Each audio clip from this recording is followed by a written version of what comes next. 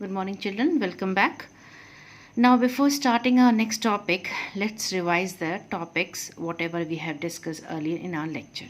We have discussed about the first point, visualizing the nation, that is a राष्ट्र की दृश्य कल्पना. हमने इसके बारे में पढ़ा था और हमने पढ़ा था an allegory means रूपक, and we have also discussed about the two types of allegories, that दो प्रकार के रूपक होते हैं.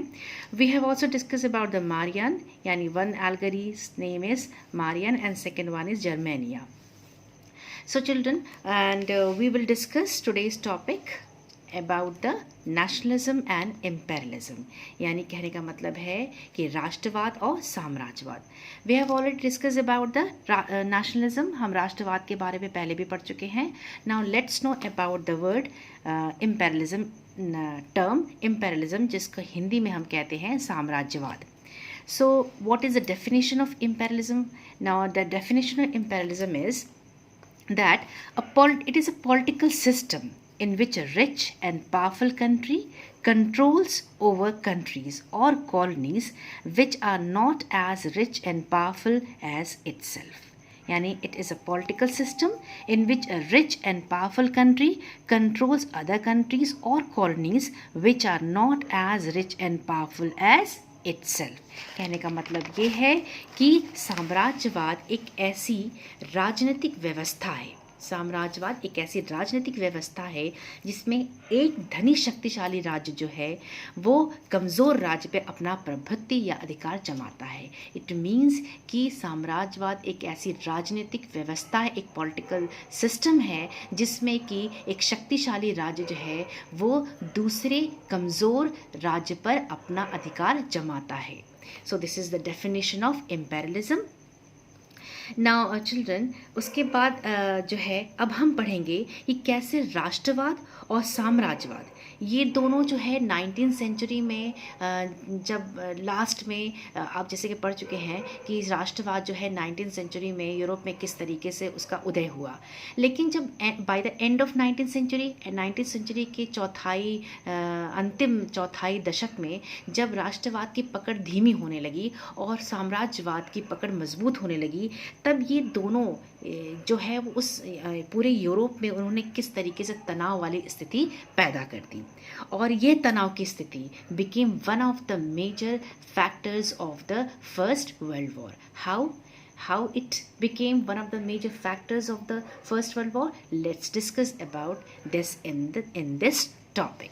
Now the first point about this is कि पहले हम कैसे ये प्रथम विश्व युद्ध का कारण बना, चलिए हम इसके बारे में डिस्कशन करते हैं. पहला ये है कि by the last quarter of 19th century nationalism no longer retained its idealistic liberal democratic sentiments but it became a narrow creed with limited ends. कहने का मतलब है कि 19वीं शताब्दी में यानी 19वीं शताब्दी के अंतिम चौथाई दशक में राष्ट्रवाद जो था वो आदर्शवादी उदारवादी स्वभाव में नहीं था. यानी उसका स्वभाव जो है वो उदारवादी और राष्ट्रवादी नहीं रह गया था, आदर्शवादी नहीं रह गया था, बल्कि ये जो इसका स्वभाव था, उदारवादी स्वभाव था जो राष्ट्रवाद में, ये 19वीं सदी के पहले दशक में था. लेकिन by the end of the 19th century ये आदर्शवाद जो है कहीं खो गया था. अब वो क्या बन गया था? अब वो संकीर्ण सिद्धांतों वाला बन गया और सीमित लक्ष्यों द्वारा बन गया. यानी अब जो राष्ट्रवाद का जो फील्ड था वो व्यापक नहीं रह गया, वो जो है वो बहुत ज़्यादा व्यापक नहीं रह गया, एक्सपैंडेड नहीं रह गया, बल्कि संकीर्ण हो गया, संकुचित हो गया, यानी लिमिटेड हो गया. Now next point about this topic is कि द नेशनलिस्ट यानी जो नेशनलिस्ट ग्रुप थे, द उदारवादी जो राष्ट्रवादी जो जनसमूह थे, nationalist group, they became intolerant of each other and were always ready to go to war. And major European nation, what they did, major European nation in turn, they started manipulating the nationalist aspiration of dominated people to fulfill their imperialistic aims. कहने का मतलब ये है कि जो राष्ट्रवादी समूह थे, जो राष्ट्रवादी की विचारधारा से प्रेरित थे, जो पहले उस पर विश्वास रखते थे, वो अब क्या करने लगे, वो एक दूसरे के प्रति असहनशीलता रखने लगे. यानी वो एक दूसरे को बर्दाश्त नहीं कर सकते थे, intolerant, they became intolerant to each other. और वो क्या करते थे, वो हमेशा युद्ध के लिए तैयार रहते थे, always ready to go to war. And उन्होंने फिर आगे क्या किया, अपनी साम्राज्यवादी उद्देश्यों को पूरा करने के लिए, यानी अपने इम्पेरियलिस्टिक एम्स को पूरा करने के लिए उन्होंने क्या किया, जो कमज़ोर अधीन लोग थे, जो डोमिनेटेड पीपल थे, उनकी जो राष्ट्रवादी आकांक्षाएं थीं उनका वो प्रयोग करने लगे। जो राष्ट्रवादी आकांक्षाएं थीं उनका वो प्रयोग करने लगे। Why? To fulfil their imperialistic aim, अपनी साम्राज्यवादी आकांक्षाओं को या उद्देश्यों को पूरा करने के लिए। So we can observe this type of situation, this type of declination of the ideals of nationalism in regions of Balkans. And Balkans region was a province of Europe. So let's discuss about the source of nationalistic tension and declination of ideals in Europe, and that was the part named Balkan states. तो हम राष्ट्रवाद के आदर्शों में जो ये गिरावट हुई, ये हम बाल्कन के क्षेत्र में उभरते हुए तनाव से हम समझ सकते हैं कि किस तरीके से राष्ट्रवाद के आदर्शों का जो है वो गिरावट हुई by the end of the 19th century in the Europe. और ये जो बाल्कन क्षेत्र है वो यूरोप का जो है एक हिस्सा, एक प्रोविंस है। तो वहाँ पे जब ये राष्ट्रवादी तनाव जब शुरू हुआ तो जो ये इनके आदर्शों में जो गिरावट हुई उसकी वजह से जो है वहाँ पर बहुत सारी सिचुएशन जो है वर्स होती गई, जटिल होती गई। Let's discuss about the situation emerged in Balkans. और जो ये टेंशन, जो तनाव की स्थिति बाल्कन्स में पैदा हुई थी, ये became one of the major factors of the first world war. Let's discuss about the topic now. Nationalism emerged, the first point about the factors कि वाई कैसे इमर्ज हुआ वहाँ पर नेशनल बाल्कन्स में, कैसे टेंशन तनाव की स्थिति पैदा हुई। रीज़न पहले पढ़ेंगे हम। पहला पॉइंट है nationalism emerge in Europe in 1871, यानी यूरोप में जो है वो 1871 में नेशनलिज्म इमर्ज हुआ। And nationalistic tension also emerge in the Balkans after 1871। और 1871 के बाद जो है वहाँ पे जो है जो ये गंभीर राष्ट्रवादी तनाव भी पैदा हो गया साथ साथ। तो Balkan was the province of Europe as I told you, यानी सन 1871 के बाद राष्ट्रवाद का उदय जो था वो बाल्कन क्षेत्र में हुआ। और साथ ही 1871 में बाद यूरोप में गंभीर राष्ट्रवादी तनाव भी पैदा हो गया, यानी बाल्कन क्षेत्र जो है वो गंभीर राष्ट्रवादी तनाव का जो है वो क्षेत्र भी बना। And then how what were the reasons of nationalistic tension emerged in the Balkan, यानी ये जो राष्ट्रवादी जो ये टेंशन था, ये गंभीरता थी, वो उसके पीछे रीजंस क्या था, क्या रीजंस थे, क्या कारण थे। Let's discuss about the reasons. The first reason behind the tension emerged in Balkans, that was the province of Europe. पहला रीज़न था Balkan was a region of geographical and ethnic variations. Balkan was a region of geographical and ethnic variation, included modern-day Romania, Bulgaria, Albania, Greece, Macedonia, Croatia, and Bosnia and Slovenia, Serbia, and Montenegro. And यहाँ ये सारे जो क्षेत्र थे, जो regions थे, ये सब बाल्कन रीजन्स में आते थे। And Balkan reason included all these provinces. और इन प्रोविंसेस के जो लोकल इन्हेबिटेंट्स थे, हुज इन्हेबिटेंट्स वे नोन एज स्लेव्स। और यहाँ पे जो रहने वाले इन्हेबिटेंट्स थे उनको हम स्लेव्स कहते हैं। स्लेव्स जो थे वो बेसिकली जो है वो east, western and central Europe में बिलोंग करते थे, यानी मध्य और पूर्वी यूरोप में क्षेत्र में बिलोंग करते थे। वहाँ के रहने वाले ये निवासी थे, उनको स्लैव्स कहते थे। Now next point, next factor behind the tension was that, यानी कहने का मतलब है कि पहले पॉइंट का मतलब आपको हम समझा दें हिंदी, कि बाल्कन क्षेत्र जो था वो भौगोलिक और जातीय फॉर्म में एक भिन्न था, यानी वहाँ बहुत सारे क्षेत्र एक साथ रहते थे। यानी बहुत बाल्कन, जैसे कि एज आई टोल्ड यू कि बाल्कन रीजन इंक्लूडेड और different type of provinces and areas. तो वहाँ पे जोग्राफिकली वहाँ वेरिएशन था और जातीय वेरिएशंस थे, एथनिक वेरिएशंस थे। और कौन कौन से जैसे वहाँ पे रीजन थे एज आई टोल्ड यू कि आधुनिक यूनान, Romania, Bulgaria and Albania, Macedonia and Croatia, Bosnia, Slovenia, Serbia, ये सभी उसमें शामिल थे बाल्कन रीजन में। और इनके निवासियों को हम स्लैव कहते हैं, इनके निवासियों को स्लैव कहा जाता है। So third point about this factor, the third factor was कि they were different, the regions of Balkan were different from Turkish people. Turkish people belong to Ottoman Empire, यानी Ottoman Empire जो है वो Turkish Empire को, you can also say that कि Turkish Empire that is Ottoman Empire, यानी Ottoman Empire जो वो Turkish तक फैला हुआ था। So they were different from Turkish people. और जो और and what happened, situation in Balkans became explosive. Why? Due to spread of ideas of romantic nationalism in Balkans with the disintegration of Ottoman Empire. कहने का मतलब ये है कि ये जो बाल्कन्स के जो क्षेत्र थे, जो लोग थे, वो टर्किश पीपल से यानी ऑटोमन एम्पायर के इन्हाबिटेंट से पीपल से थोड़े भिन्न थे, थोड़े अलग थे। यानी और बाल्कन में क्या हुआ कि जो रोमानीवाद के फैलने से यानी रोमांटिसिज्म के फैलने से क्या हुआ, जो ऑटोमन साम्राज्य था उसमें विघटन हो गया, उसमें खंडन हो गया। और उनके इस खंडन से, इस विघटन से क्या हो गया, इस स्थिति जो परिस्थिति जो सिचुएशन थी वो और ज़्यादा सीरियस हो गई, एक्सप्लोसिव हो गई, यानी विस्फोटक हो गई, यानी टेंशन और ज़्यादा बढ़ गया बिकॉज ऑफ द विघटन, because of the fragmentation, because of the disintegration of the Ottoman Empire. Now next factor about this, that since long a large part of Balkans, and since long a large part of Balkans was under the control of the Ottoman Empire, that is the Turks, and despite the attempts at modernization and internal reforms, the 19th century witnessed the weakening of the Ottoman Empire. कहने का मतलब ये है कि Balkans का अधिकांश हिस्सा जो था, यानी ज़्यादातर जो हिस्सा था, भाग था, वो ऑटोमन तुर्की के नियंत्रण में था। यानी जो ऑटोमन तुर्की थे उनके कंट्रोल में था बाल्कन का ज़्यादातर यानी अधिकांश हिस्सा। और जो ऑटोमन साम्राज्य जो है वो अपने क्षेत्र में वो क्या कर रहा था, वो आधुनिकीकरण कर रहा था अपने क्षेत्र के ऊपर, और कुछ आंतरिक जो है वो सुधार भी लाने की कोशिश कर रहा था।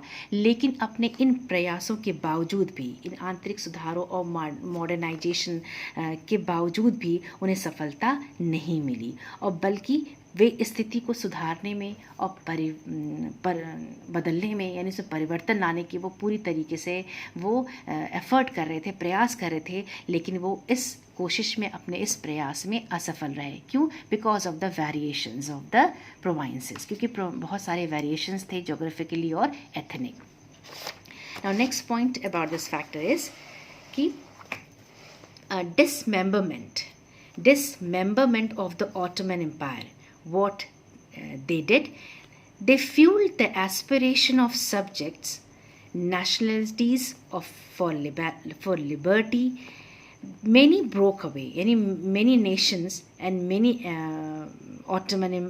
nations broke away from its control and they declared their independence. कहने का मतलब it means, you can say also in other words कि along with the development of nationalism and liberty in the different national group of Slavs, tensions increased in the Balkans. यानी कहने का मतलब है कि जैसे जैसे जो है वो विभिन्न स्लाव जो पीपल थे, जो लोकल इन्हाबिटेंट्स थे और बाल्कन्स के, उनमें जैसे जैसे उनके राष्ट्रीय समूहों में जैसे जैसे स्वतंत्रता और राष्ट्रवाद का विकास होने लगा।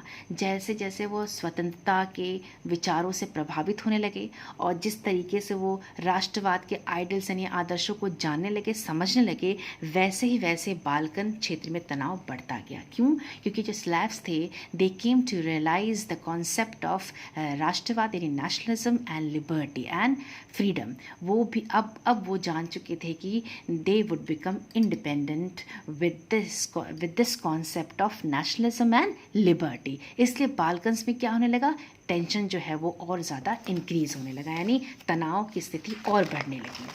Now let's come to the next point.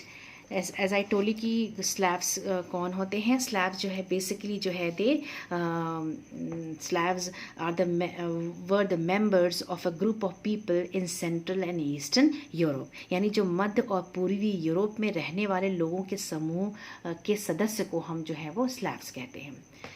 So here the next point about the factor that Balkans were ferociously jealous of each other. Competition to gain more territories increases among Balkan states and they became enemy to each other. And due to this, situation became worse and serious. कहने का मतलब ये है कि जो Balkans राज्य थे, जो स्टेट थे, राज्य थे, वो आपस में उनकी प्रतिस्पर्धा शुरू हो गई। यानी बाल्कन राज्यों में आपस में प्रतिस्पर्धा शुरू हो गई और जो ज़्यादातर जो क्षेत्र थे, यानी क्यों प्रतिस्पर्धा शुरू हो गई, to gain more and more territories, means कि Balkans they were fiercely jealous to each other, and for what, and there was a competition among the Balkan states for what, to gain more territories. वहाँ पे ज़्यादा से ज़्यादा जो है क्षेत्रों को जीतने की होड़ में और ज़्यादा जो जीतने की प्रयासों में वहाँ पे जो एक कंपटीशन शुरू हो गया एक दूसरे के लिए और एक दूसरे से ईर्ष्या भी उनकी शुरू हो गई। And then what happen about and what happen after then, they became enemy, यानी वो एक दूसरे के दुश्मन बन गए और इससे परिस्थिति और गंभीर यानी सीरियस हो गई और जटिल हो गई यानी और टफ हो गई। यानी कहने का मतलब है कि there was a competition to gain more territories among the Balkan states and they became enemy to each other, and due to this reason situation became more worse and serious. यानी Balkan राज्यों जो है वो उन्होंने आपस में प्रतिस्पर्धा शुरू हो गई ताकि वो अलग ज़्यादा से ज़्यादा क्षेत्रों पे अपने आधिपत्य जमाने की वजह से, और जिसके कारण वो एक दूसरे के दुश्मन बन गए और फिर जो है वो क्या हुआ, परिस्थिति और गंभीर और जटिल हो गई यानी सीरियस हो गई। Now children, next point is that कि in this period यानी by the end of the 19th century यानी 19वीं शताब्दी के अंत में what happened in this period यानी by the end of the 19th century there was a deep rivalry among the European powers, यानी जो आप कह कि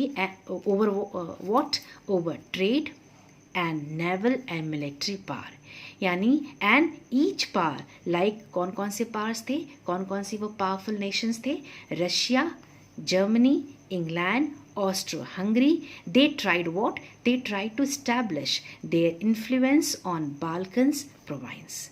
And what happened and what was the result of their influence over Balkan province?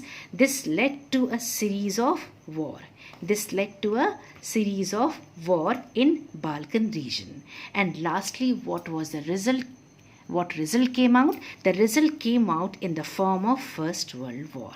It means कहने का मतलब है बच्चों कि इन दिस पीरियड यानी 19वीं शताब्दी के जो है वो अंत में यानी 19वीं शताब्दी के आखिरी जो है वो चरण दशक में क्या हुआ कि there was a deep rivalry among the European powers, यानी जो यूरोपियन जो शक्तिशाली जो स्टेट्स थे, जो मजबूत देश थे, आपस में वो एक दूसरे से कंपटीशन करने लगे, वो एक दूसरे के विरोधी बन गए। और किस पे कंपटीशन कर रहे थे वो? ओवर ट्रेड यानी ओवर व्यापार पर, नौसेना पर और सेना पर, यानी नौसेना, सेना और व्यापार पर वो अपने आधिपत्य जमाने लगे।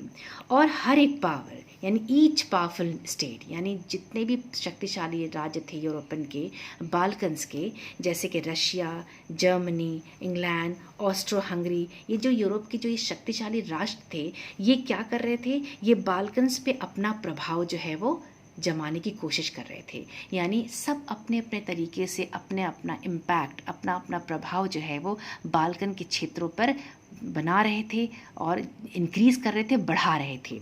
और इसका रिज़ल्ट क्या हुआ? यानी इसका रिज़ल्ट तो जैसा कि एज आई टोल्ड यू पहले भी कि एक प्रतिस्पर्धा जो है वो कॉम्पिटिशन जो है वो एक शुरू हो गया था। लेकिन इससे बड़ा रिज़ल्ट क्या हुआ कि this led to a series of war in Balkan reason.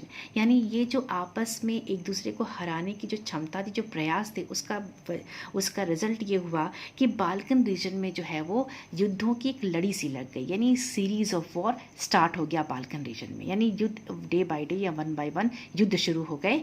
और जिसकी वजह से क्या हुआ, लास्टली उसका इन युद्धों की श्रृंखला जो शुरू हुई बाल्कन रीजन में, इसका रिजल्ट क्या हुआ? And what was the result of that series of war started in Balkan region came out, वो हुआ आपका फर्स्ट वर्ल्ड वॉर। यानी फर्स्ट वर्ल्ड वॉर के रूप में इसका परिणाम सामने आया। So we can say that कि nationalism aligned with imperialism led Europe to indulge in the first world War in 1914.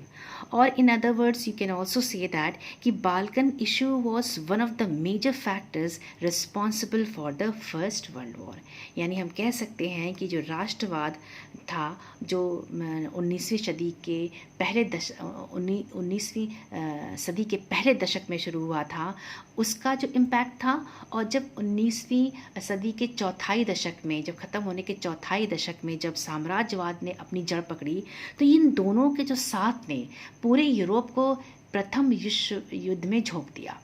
यानी प्रथम विश्व युद्ध जो है इन दो कारणों की वजह से जो है वो यूरोप में आया। और या हम ये कह सकते हैं कि बाल्कन का जो अध्याय था वो प्रथम विश्व युद्ध के कारणों में से एक था। यानी यहाँ पे जो टेंशन इमर्ज हुआ वो इन्हीं सब कारणों की वजह से हुआ। And all these factors way responsible for emerging the tension in the Balkan state. And because of the emergence of these tensions situation in Balkan states, the issue of Balkans became one of the major factors of the first world War. यानी इसी Balkan में जो ये situation, तनाव की स्थिति थी वो जो है वो प्रथम विश्व युद्ध का एक कारण बना, एक अहम मुख्य कारण बना। Now children, we have finished our first chapter in history, that is the nationalism in 19th century in Europe, and in next lecture we will start our chapter number 2. And so on Saturday I will give you the question answer and notes and you can write those notes in your fair copy. And so in next lecture we will discuss our next topic. So take care of yourself. Goodbye.